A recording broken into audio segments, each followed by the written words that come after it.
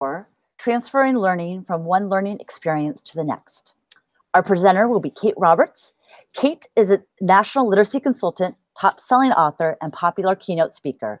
She taught reading and writing in Brooklyn, New York, and worked as a literacy coach before joining the Teachers College Reading and Writing Project in 2005, where she worked as lead staff developer for 11 years.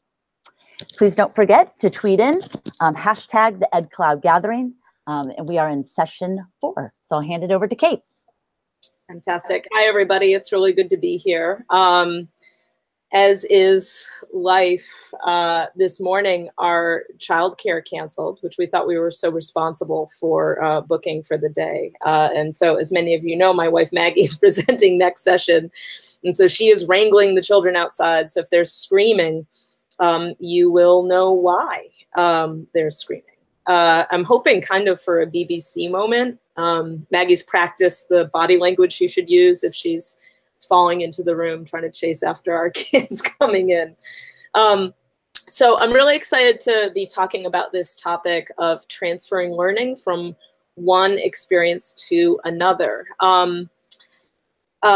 It is born out of struggle, which has been sort of recently my favorite work, is figuring out things that aren't going well in my teaching, and trying to figure out some ways that maybe I can make it better. And, you know, I got to a point in my teaching where, you know, on the whole, like day to day, I didn't feel like my lessons were that bad.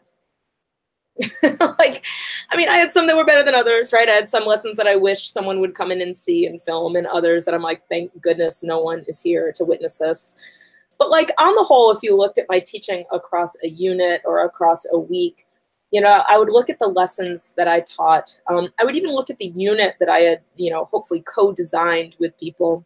And I would say like, yeah, those lessons seem pretty good. And at the end of a unit, I would even feel like I could look at the student work that kids had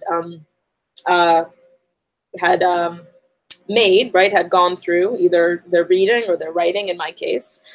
And I would be proud of them. Like I could look at the stuff that they'd written and the work that they'd done in their books, and I could like give them high fives and feedback. They were giving each other feedback where I felt like this is good stuff that we just did.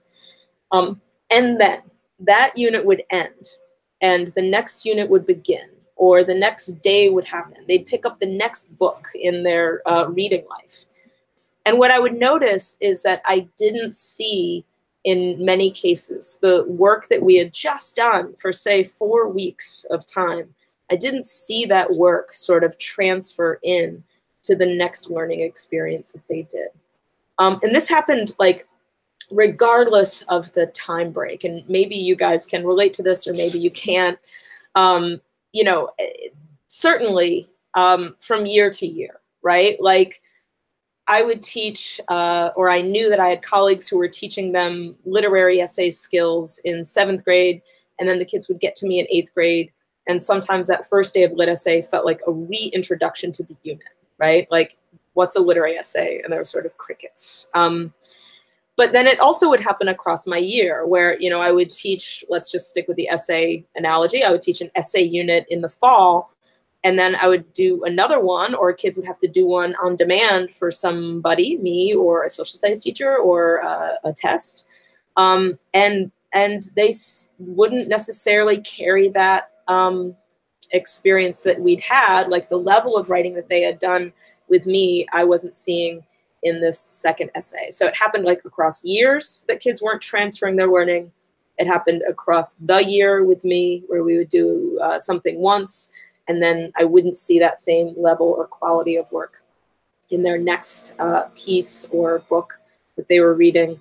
But then it sometimes happened even like across the day, right? Like my best teacher friend when I was in the classroom was a social studies teacher down the hall.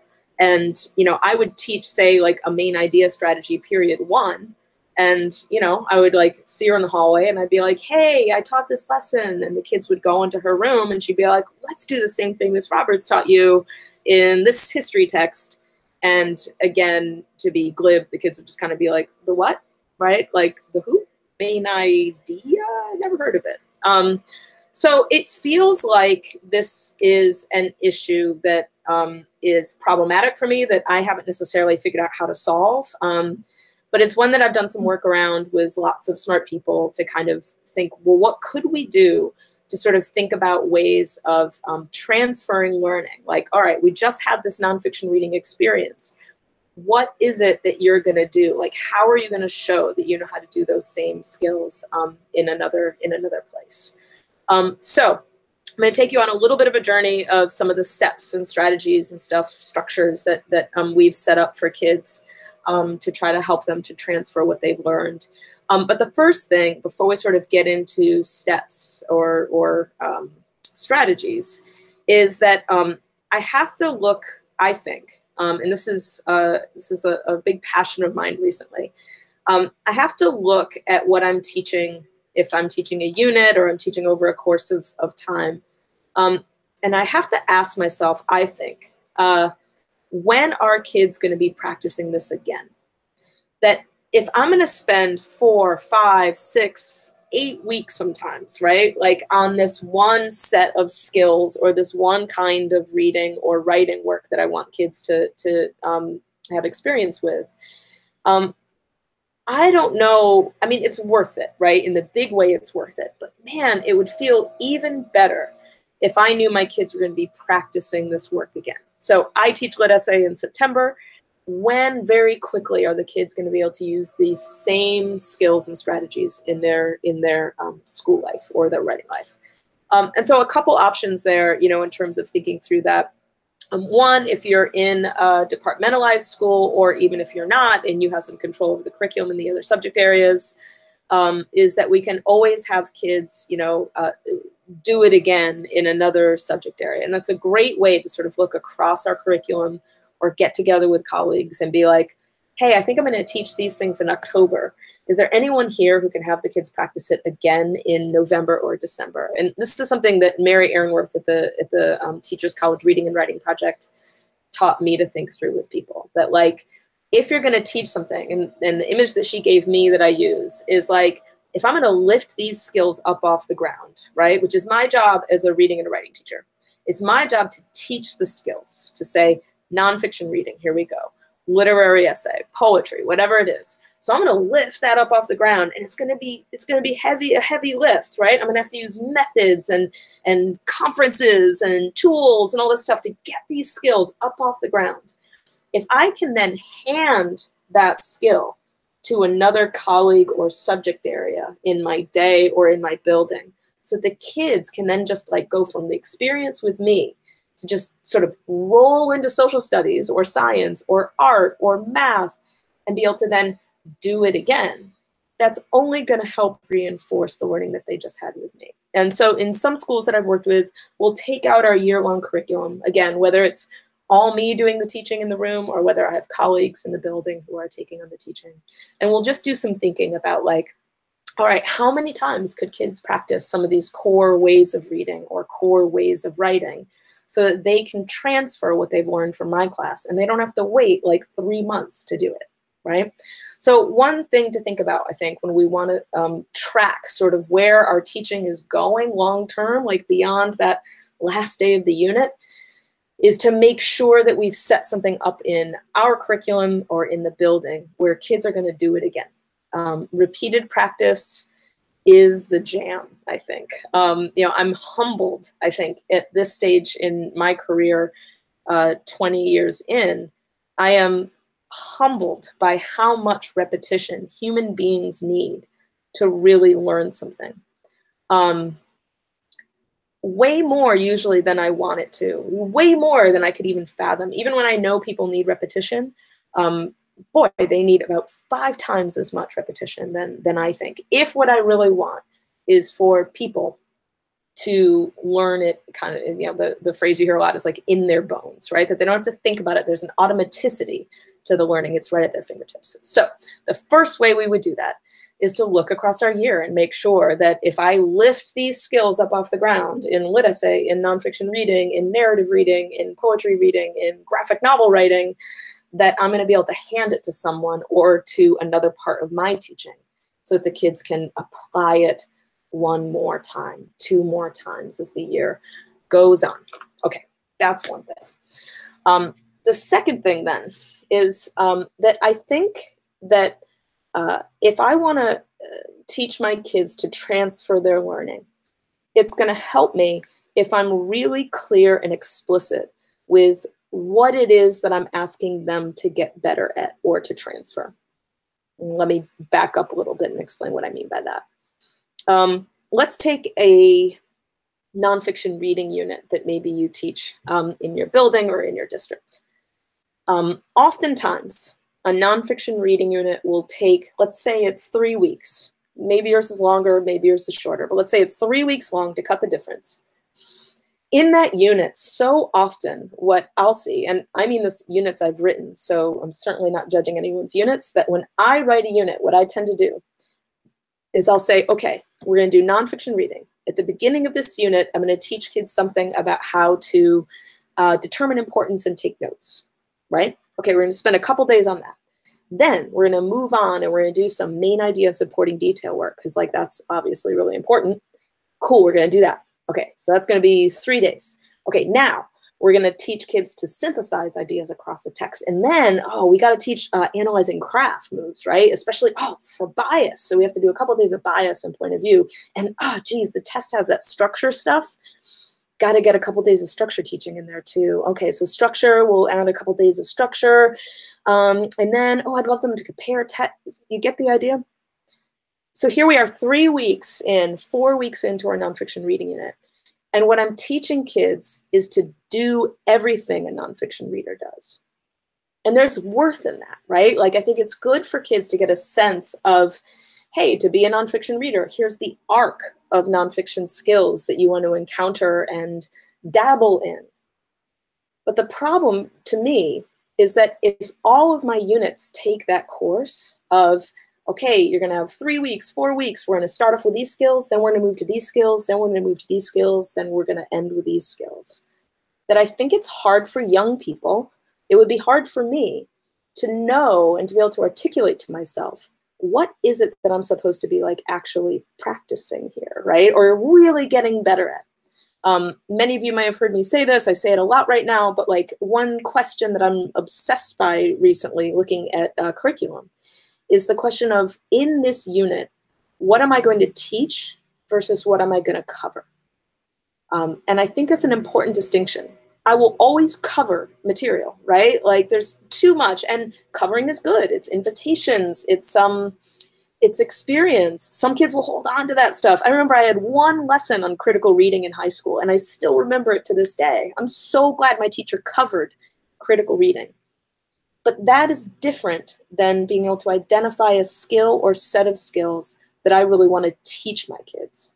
Because teaching denotes repetition, differentiation, maybe making tools, right? Like the stuff that I'm really going to pull small groups around and confer around.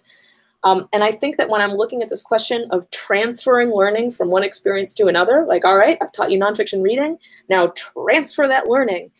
I think it's really going to help kids if I've whittled down a little bit that list of skills that I'm trying to get them to transfer. And then instead, I identify a really clear skills focus for this unit that I can articulate to my kids and say, in this unit, in this X amount of weeks, what I know is that you are going to be better main ideas.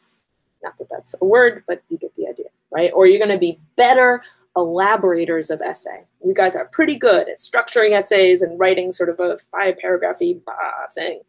And this unit, I'm going to make sure that you're better at saying more each step of the way and developing these parts of your essay.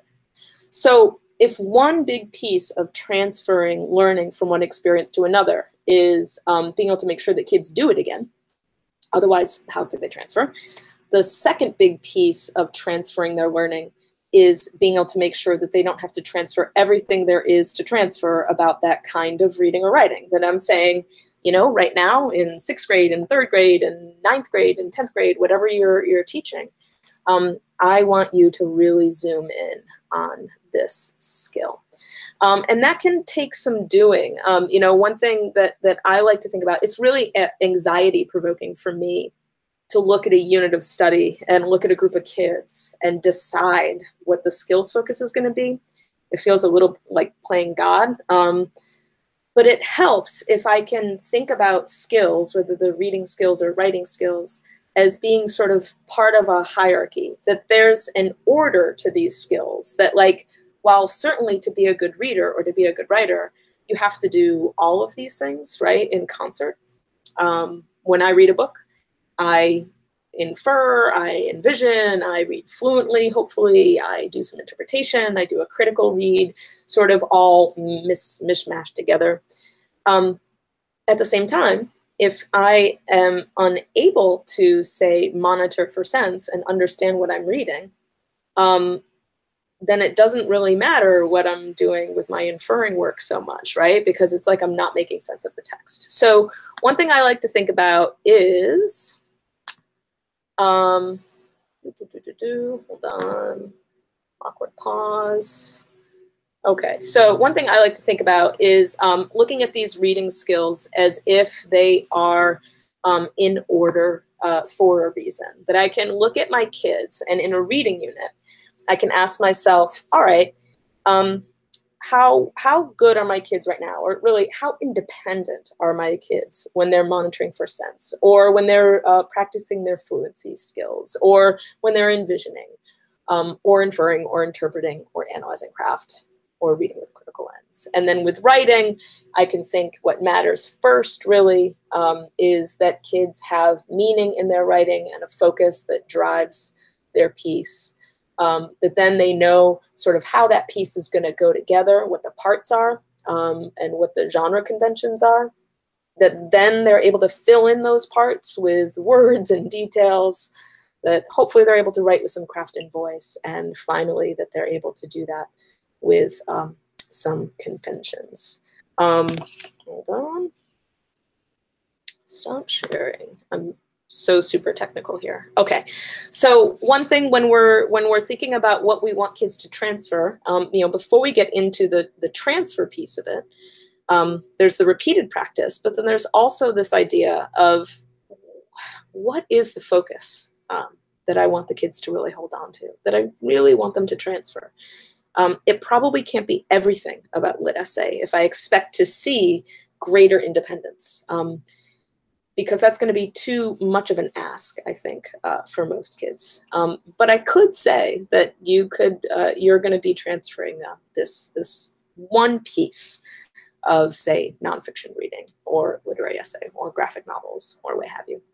So the next piece of that, as a reading workshop, a writing workshop person, you know, I have a slight, very minor, I think, beneficial addiction. And that is that, like, the second that I mention a skill, like interpretation or thinking about theme, that I start to sort of get this insatiable hunger for strategies to make sure that kids can practice that skill. So if I want to transfer my learning from one piece to another, it's going to really help if I haven't just practiced that skill, but I've also articulated the really concrete strategies that I can use to practice it. And there's lots of ways to find those strategies. So if I think about the skill of interpretation, like one thing you could do right now is to Google skills for interpreting texts, right? You could open up another window right now and just sort of see, what do you find online? You also can go to thoughtful PD books that teach you about those skills and strategies, whether that is books like, wow, I'm blanking, you know, all the books that are out there that you should get. Like, I just am reading 180 Days or Beyond Literary Analysis are the two reads on my stack. And those are helping me to understand both how to think about a year of high school curriculum, but then also the skill of literary analysis. And it's teaching me strategies to then teach my kids. Or Jen Sarabal's The Reading Strategies book or the Writing Strategies book, which both give you a really accessible way to access strategies, but also we're going to do a little teaching inside of it. I've found time and time again where there's no one strategy that's the answer. But over and over again, I'm amazed how when I give a student a strategy that's going to unlock a skill for them, it is the key that unlocks the door. So I want to make sure I identify a skills focus, and then I want to make sure I have a bunch of strategies that I can give kids that I'm teaching them over there. So then I teach, right? I teach that unit. The unit has a skills focus. The unit has strategies that support that skill, that give kids concrete ways to practice the skill that I am hoping they will focus on and transfer later on. And now I've come to the place where the unit's over. I've done great teaching. Good job, me. And now they're going to go do it again, right? And maybe they're going to do it again in my class, or maybe they're going to do it again in social studies or in another class. But here now I'm at the point of actually being able to transfer what I've learned from one place to another. And it's a little silly to take so much time to talk about the point of transfer. But I think one of the things that gets in the way of kids being able to use what they've learned is that they're not really sure what it is they've learned. Like, they've done a lot of things with you, but they haven't sort of identified for themselves that thing that they're going to hold on to and say, I'm working on interpreting themes in text. So here we are. We're going to ask them to do it again. We've created another experience for practice for kids. And there are some things that I think will help kids to be able to transfer what they've learned. Because if I just offer the opportunity, some kids will take that opportunity. But I know there are a bunch of students who will politely decline the invitation to work rigorously on this next learning experience in the same way that they did when I was guiding them more clearly. So the first thing that I'll teach kids to do when they're transferring their learning from one experience to another is that they have to have reminders. It's been proven unreasonable for us as educators to ask kids to remember everything they've been taught. In grad school, I had to do a project where I chose a kid to follow all day long throughout their day. This was in middle school. And the one thing that was really humbling to me was following Cinquay across his day was the sheer amount that people expected he would be able to memorize. Everything from you use blue or black pen in this class, it doesn't matter if you do in this class, to headings, to certainly the content and the skills that he was being taught. So when I'm asking kids to transfer, say, their strategies for interpreting a text from one text to another text, hopefully now with greater independence, it's not reasonable for me to ask that they're going to memorize all the strategies I taught them, particularly if any time has elapsed between the first learning experience and the second. So there's some things we can do to make sure that kids are set up for success and being able to transfer those experiences. And most of them are artifacts. My favorite is that if I've identified a skills focus for kids, and I know that I want them to practice interpreting text, is that I'm going to lean on the tool of the teaching chart to make sure that kids know and have a visual reminder of what it is they're going to practice when they go to their books. And the thing about charts is in Maggie and I's book, DIY Literacy, we talk a lot about charts, as do many other people. Rosalinder's Chart Sense and Christy Mraz and Marjorie Martinelli's Smarter Charts are great resources for charts in general.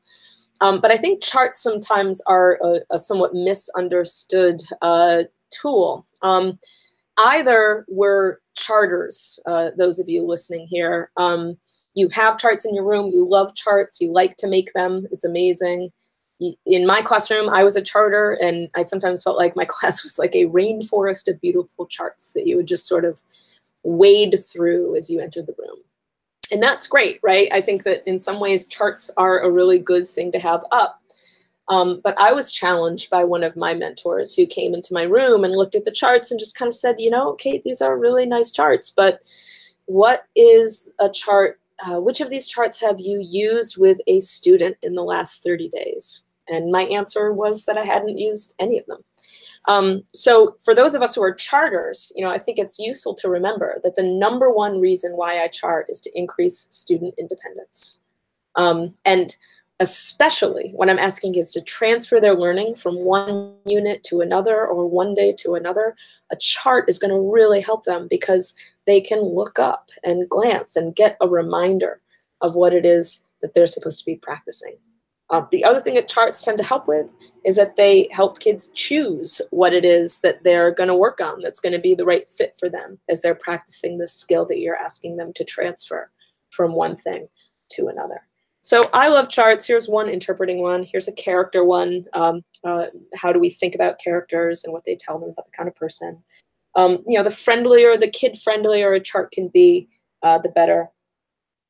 But if I want kids to transfer their learning, I'm probably going to need to put something up that's going to help them remember what it is that they're supposed to be doing. And there's a lot of us who I know think this is like a no duh, but might do it in a different way. Like I know many of us have kids write down notes in their notebook and feel like, okay, well, they have it in their notebook. So when they go to practice this work again, they can just go and refer to the notes. And that's totally true. And I think if you teach into it, notebooks can work. And as kids get older, they will want to learn how to use notes effectively. At the same time, if my number one goal in my instruction is not teaching kids how to use their notes, but is teaching them to transfer the skill I taught in one area of my teaching into another, I would argue that it's very rare for kids without a ton of reminding and pushing and support to independently like stop their work as they're going and go like, hold on a second, I'm struggling. I think there's a strategy I learned like a month ago, right? Or last year or last unit or even yesterday. Let me open up my notebook and look for it.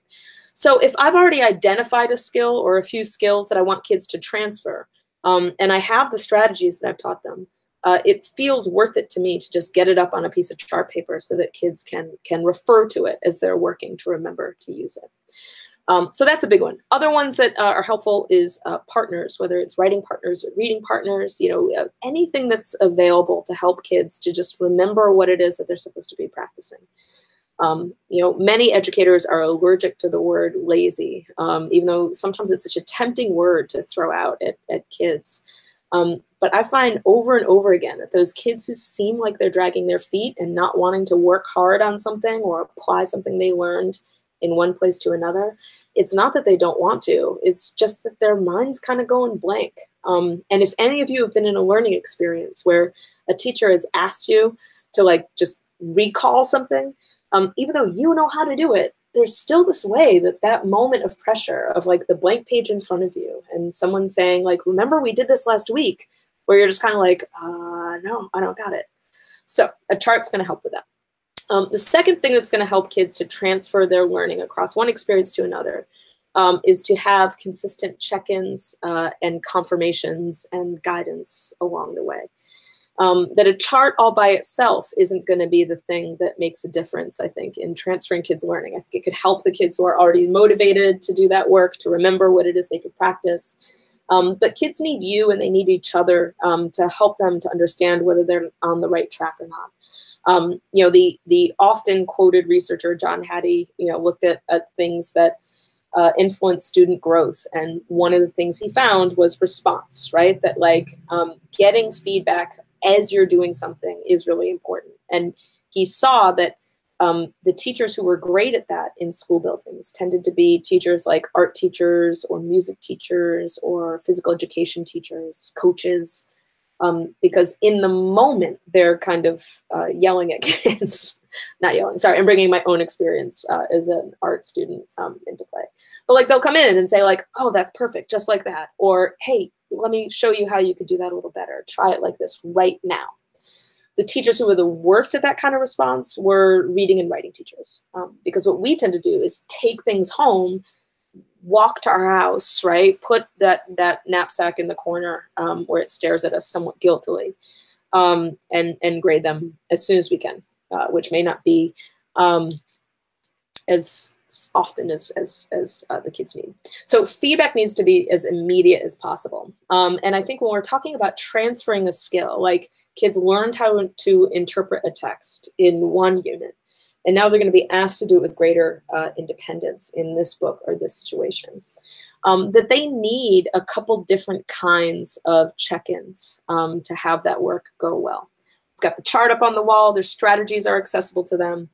But they probably will benefit from a one-on-one conference with you to just ask and talk and explore and assess how that work's going, what kids are using, what they aren't using, what strategies are giving them trouble, and some guidance from you to be able to show them things they could do to make their work even stronger than it already is, and to give them a lot of high fives for what they're trying already.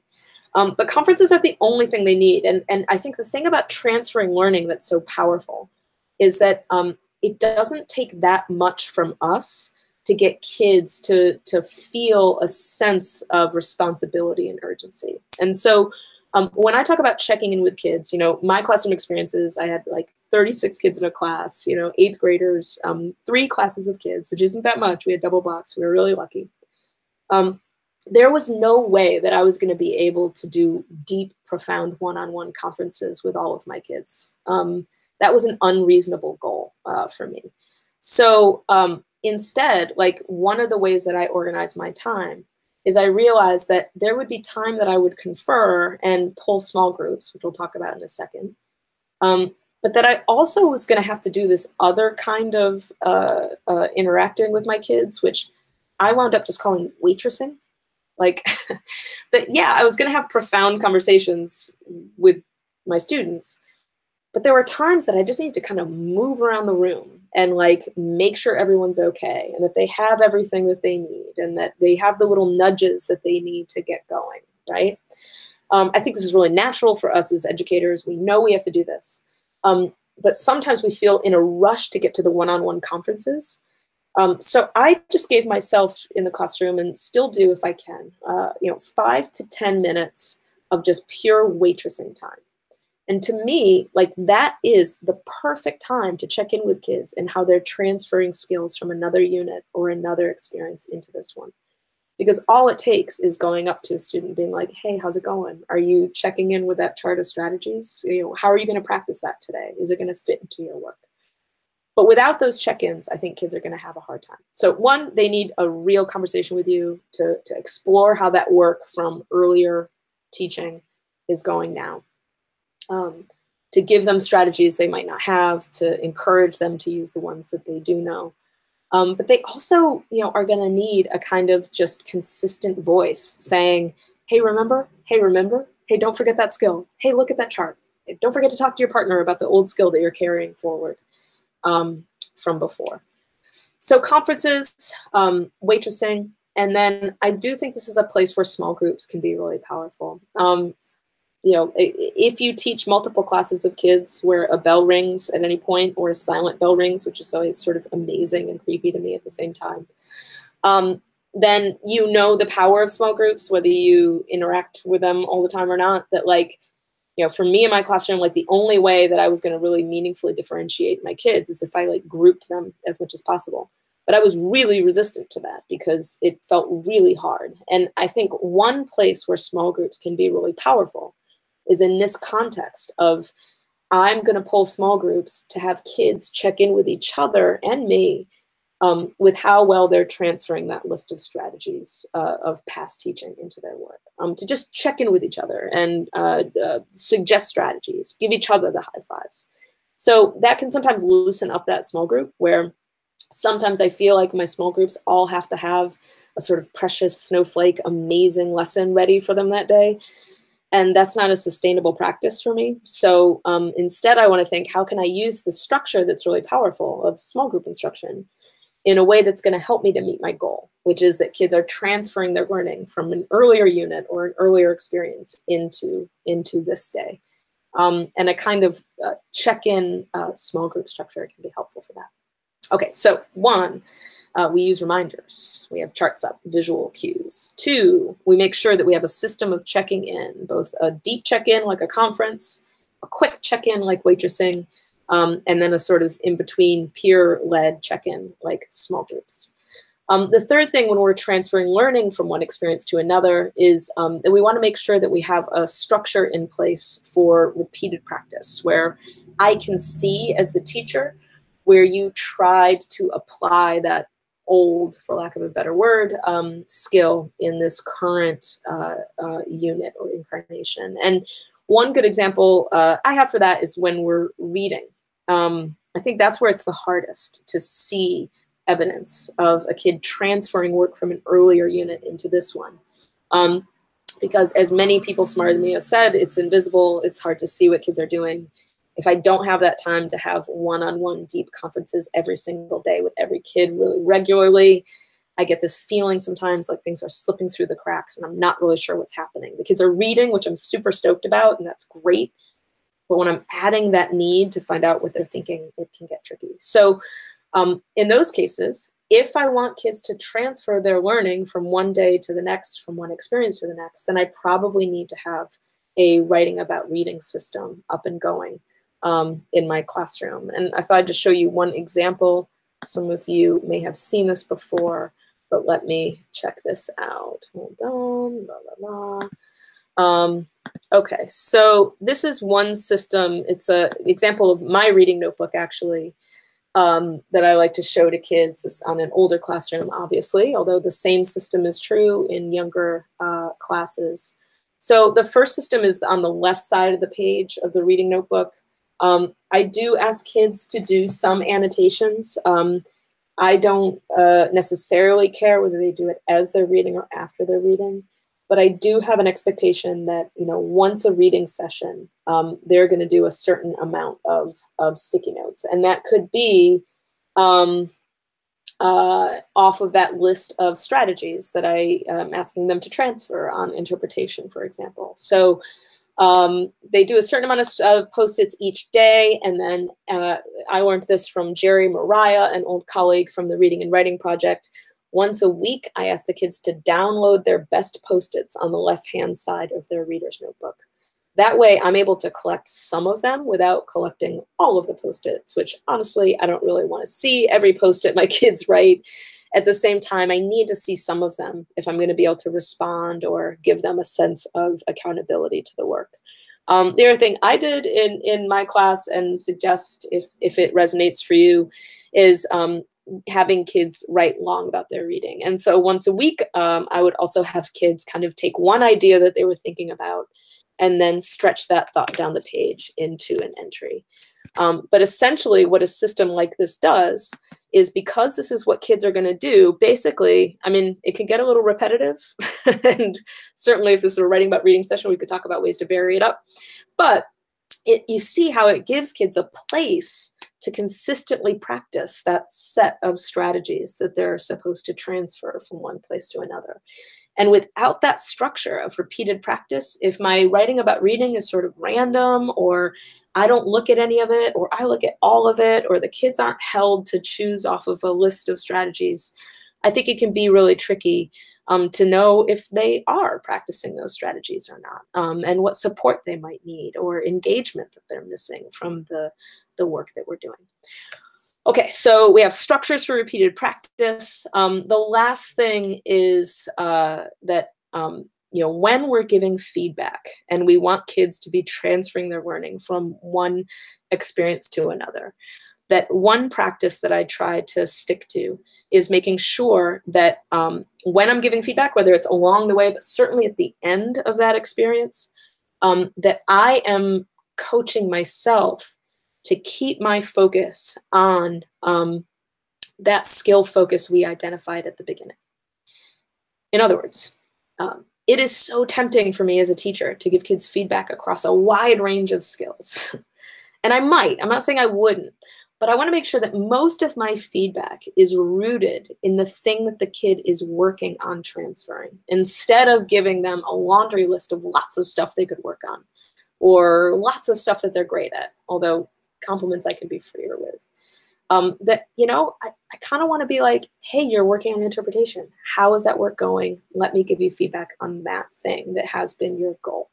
I think about it like I've been trying to up my cooking game lately. My cooking game is good, but monotonous, right? Like I make the same thing all the time. I'm like, well, it's chili day and it's taco day and it's baked chicken day. And those are all delicious meals, but I'm looking to branch out. And so we got this, one of those meal plans where they send you ingredients and recipes and you cook a thing. And all the stuff is all pre-portioned. It's really amazing. And I did it and I made this amazing cashew chicken dish, right? And then I decided I wanted to transfer what I'd learned from that cashew chicken dish into another similar kind of stir-fry-y thing. And when I finished, you know, I used all of these strategies. Like I had a skills focus. I knew I couldn't do the recipe perfectly, but I did think I could transfer some of the seasoning techniques and the chopping techniques that I could play around with. I used reminders. So I had the recipe there, right? I had a list of stuff. I had check-ins and confirmations. I mean, I looked at that recipe like a million times. I had repeated practice. My family was ready to eat the meal. And at the end of that meal, when I served it, my wife, who's a good teacher, knew that what I was working on were the seasoning and making sure that it was put together right. And so she gave me feedback on that. She's like, the seasoning is delicious. Now, I knew that there were other things horribly wrong with it, but she didn't mention those things because she was like, that's not going to be helpful to you because I know what you were working on was this piece. My son, who's 3.5, who is not a very good teacher, complained about the carrots being mushy.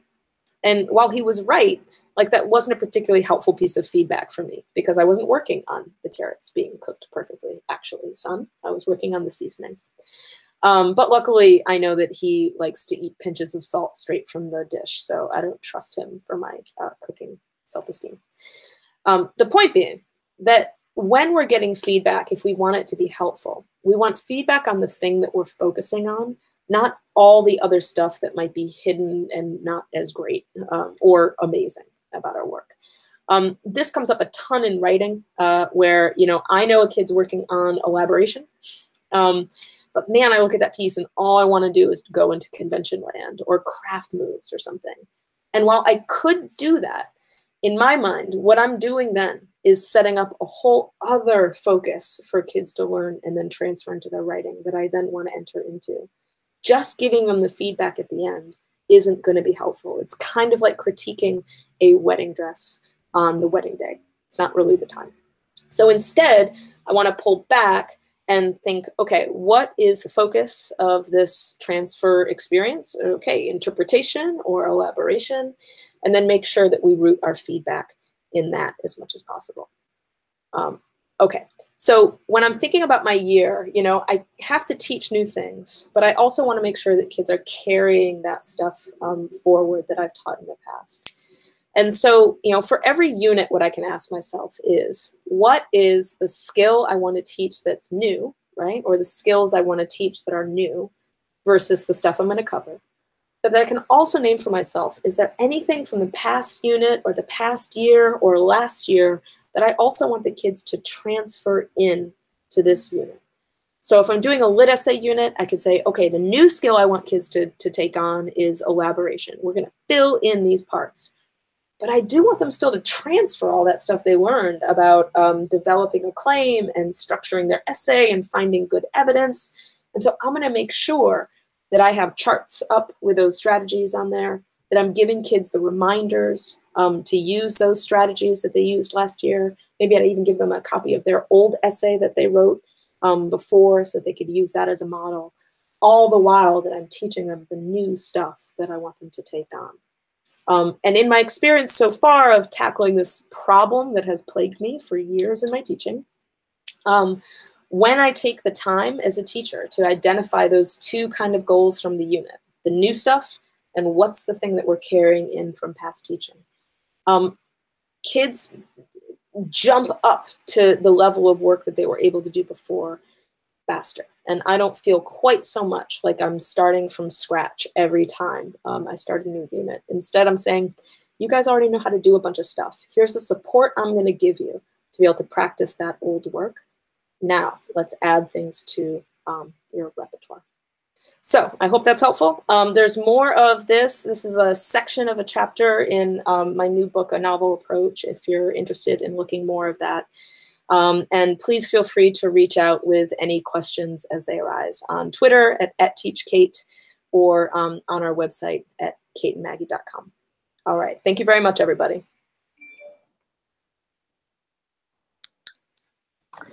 Thanks, Kate, for that amazing session.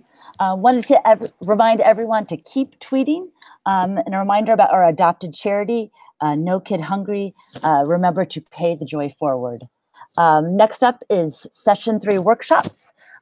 Maggie Roberts, Joseph Teague, Aubrey, and Caitlin. It's going to be great. Thanks.